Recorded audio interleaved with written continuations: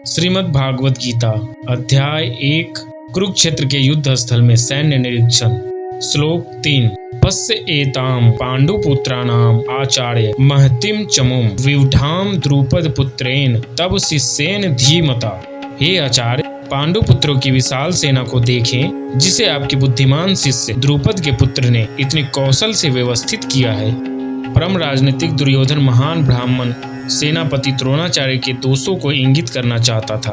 अर्जुन की पत्नी द्रौपदी के पिता राजा द्रुपद के साथ द्रोणाचार्य का कुछ राजनीतिक झगड़ा था। इस झगड़े के फलस्वरूप द्रुपद ने एक महान यज्ञ संपन्न किया जिससे उसे एक ऐसा पुत्र प्राप्त होने का वरदान मिला जो द्रोणाचार्य का वध कर सके।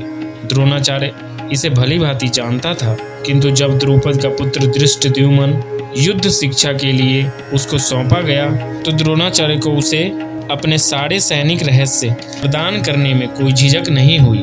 अब धृष्टद्युम्न कुरुक्षेत्र के युद्ध भूमि में पांडवों का पक्ष ले रहा था और उसने द्रोणाचार्य से जो कला सीखी थी उसी के आधार पर उसने यह व्यूह रचना की थी।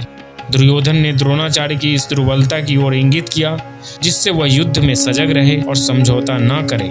इसके द्वारा वह द्रोणाचार्य को यह भी बताना चाह रहा था कि कहीं वह अपने प्रिय शिष्य पांडवों के प्रति युद्ध में उदारता न दिखा बैठे। विशेष रूप से अर्जुन उसका अत्यंत प्रिय एवं तेजस्वी शिष्य था। दुर्योधन ने यह भी चेतावनी दी कि युद्ध में इस प्रकार की उदारता से हार हो सकती है।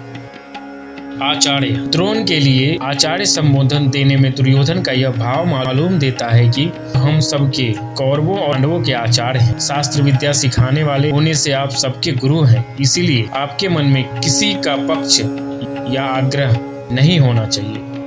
तब शिष्येन धीमता, इन पदों का प्रयोग करने में दुर्योधन का भाव यह है कि आप इतने सरल हैं कि आपके मारने के लिए पैदा होने वाले धृष्टद्युम्न को भी आपने अस्त्र शस्त्र की विद्या सिखाई है और वह आपका शिष्य धृष्टद्युम्न इतना बुद्धिमान है कि उसने आपको मारने के लिए आपसे ही अस्त्र शस्त्र की विद्या सीखी है। द्रुपद पुत्रेन, यह पद कहने का आशय है कि आपको मारने के उद्देश्य को लेकर ही द्रुपद ने याज और उपयाज नामक ब्राह्मणों से यज्ञ कराया जिससे धृष्टद्युम्न पैदा हुआ। वही यह द्रुपद पुत्र धृष्टद्युम्न आपके सामने प्रतिपक्ष में सेनापति के रूप में खड़ा है।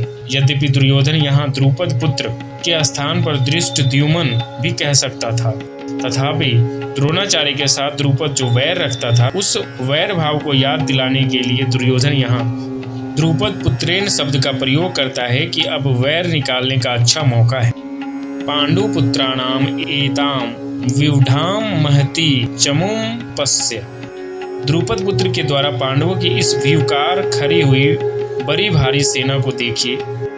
तात्पर्य है कि जिन पांडवों पर आप स्नेह रखते हैं उन्हीं पांडवों ने आपके प्रतिपक्ष में खास आपको मारने वाले द्रुपद पुत्र को सेनापति बनाकर व्यूह रचना करने का अधिकार दिया है। अगर पांडव आपसे स्नेह रखते तो कम से कम आपको मारने वाले को तो अपनी सेना का मुख्य सेनापति नहीं बनाते, इतना अधिकार तो नहीं देते, परंतु सब कुछ जानते हुए भी उन्होंने उसी को सेनापति बनाया है। यद्यपि कौरवों की अपेक्षा पांडवों की सेना संख्या में कम थी, अर्थात कौरवों की सेना 11 अक्षौहिणी और पांडवों की सेना 7 अक्षौहिणी थी।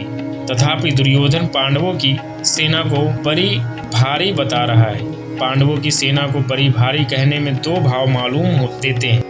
पांडवों की सेना ऐसे ढंग से विवकार खड़ी हुई थी जिससे दुर्योधन को थोड़ी सेना भी बहुत दिख रही और पांडव सेना में सब के सब योद्धा एक मत। इस एकता के कारण पांडवों की थोड़ी सेना भी बल में उत्साह में बड़ी मालूम दे रही थी। ऐसी सेना को दिखाकर दुर्योधन द्रोणाचार्य से यह कहना चाहता है कि युद्ध करते समय इस सेना को सामान्य और छोटी न समझे, विशेष बल लगाकर सावधानी से युद्ध करें। पांडवों का सेनापति है तो आपका शिष्य द्रुपद पुत्र ही, अतः उस पर विजय करना आपके लिए कौन सी बड़ी बात है। एतांग पश्य, कहने का तात्पर्य है कि यह पांडव सेना युद्ध के लिए तैयार होकर सामने खड़ी है, अतः हम लोग इस सेना पर किस तरह से विजय कर सकते हैं इस विषय में आपको जल्दी से जल्दी निर्णय लेना चाहिए।